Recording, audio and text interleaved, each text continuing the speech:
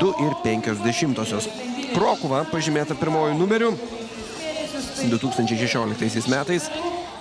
Rugpjūčio 7 dieną startavo paskutinį kartą, tai buvo 900 metrų distancijos bėgimas ir tada finišavo antra Krokuva, geriausias jos sezono pasiekimas 2015 metais 4 ir 3 vietos.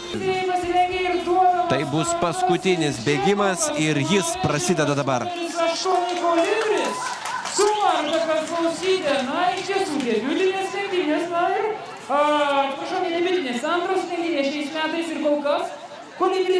Gan lygi rikiuotė kol kas, 1200 metrų. Kaip matome, smėlio taku bėgs žirgai.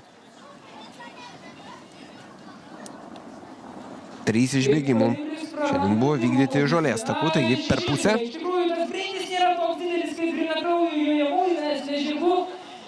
Žemaitukai yra labiau karo arkliai, jie gali prisitaikyti prie įvairių sąlygų, jie gali joti labai toli, tačiau tai nėra lenktynėms pritaikyti žirgai, labiau duoklė tiesiog. Lietuvos tapatybei yra šis Lietuvos nacionalinis žemaitukų veislės žirgų lenktynių čempionatas. Į pirmąją poziciją ima veržtis Žernis ir laikytas favoritu. Torontas antroji pozicija, atitinkamai 3. ir 4. starto numeriai.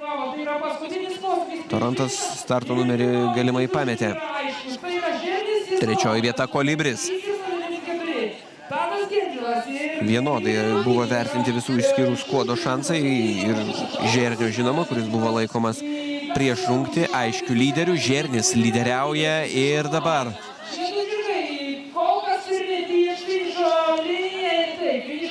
Torontas antroji vieta, finišo tiesioji netrukus. Viskas paaiškės. Panašu, kad pirmoji, antroji ir 3 vietos tikrai turėtų atitekti Žerniui, Torontui ir Kolibriui.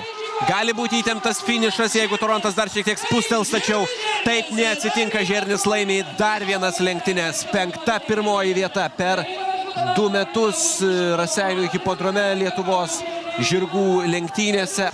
3. vietoje Kolibris, 1. antroji vieta, dabar dar ir bronzinis apdovanojimas.